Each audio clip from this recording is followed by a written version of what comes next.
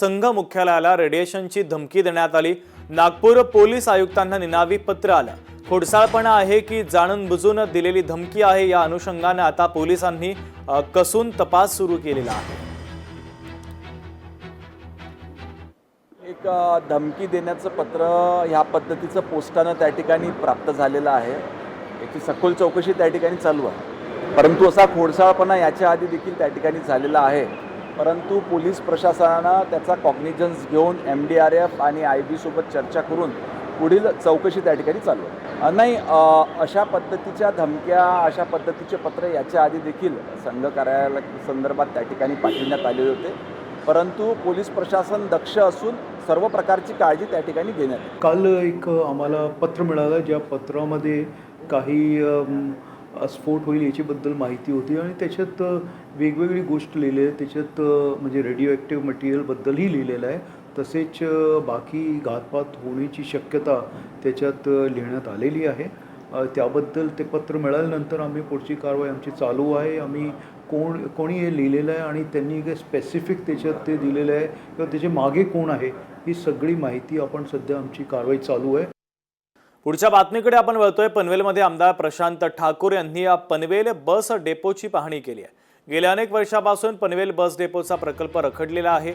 यावेळेस पुढील 2 वर्षांमध्ये हा प्रकल्प पूर्ण होण्याची शक्यता आमदार प्रशांत ठाकूर यांनी व्यक्त केली आहे। या संदर्भात आमदार प्रशांत ठाकूर यांच्यासोबत संवाद साधलाय आमच्या प्रतिनिधी आकांक्षा देशमुख यांनी। पाहूया। पनवेल बस डेपोचा प्रकल्प गेल्या अनेक वर्षांपासून रखडलेला आहे। पाहायला गेलं तर मुंबई, पुणे, गोवा यासाठी सेंटर पॉइंट हे पनवेल बस डेपो मानलं जातं, मात्र प्रवाशांची या ठिकाणी गैरसोय होत आहे।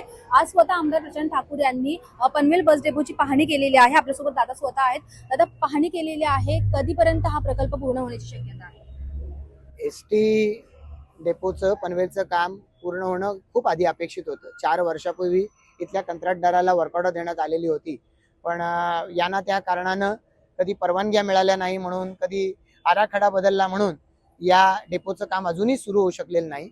आता या अनुषंगानं मधल्या कालावधीमध्ये निवडणुकाचा एक खूप मोठा कालावधी गेला की ज्या वेळेला प्रत्यक्षरित्या त्याचा फॉलोअप आम्ही येऊन घेऊ शकलो नाही, म्हणून निवडणुका संपल्यानंतर आता हे टार्गेटेड झालं पाहिजे अशी आमची मागणी अपेक्षा होती। या अनुषंगानं STचे जे महाव्यवस्थापक आहेत त्यांना आम्ही इथं बोलवलं होतं।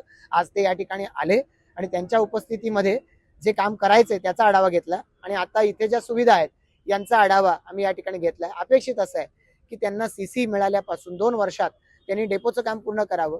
सप्टेंबरच्या आसपास त्यांना जर CC मिळणार असेल तर सप्टेंबर 2028ला हे काम पूर्ण झालं पाहिजे, पण मेच्या अखेरीसच ते पूर्ण करा अशा पद्धतीचं टार्गेट त्यांनी ठेवावं, अशा सूचना आम्ही त्यांना दिल्या। नक्कीच पनवेल बस डेपोचा प्रकल्प हा 2028 म्हणजे 2 वर्षाच्या आत पूर्ण होण्याची शक्यता वर्तवण्यात आहे। व्हिडिओ जर्नलिस्ट सुरेशसह मी आकांक्षा देशमुख, लोकशाही मराठी, नवी मुंबई। लोकशाही मराठी, ऐका, पहा, जागरूक रहा।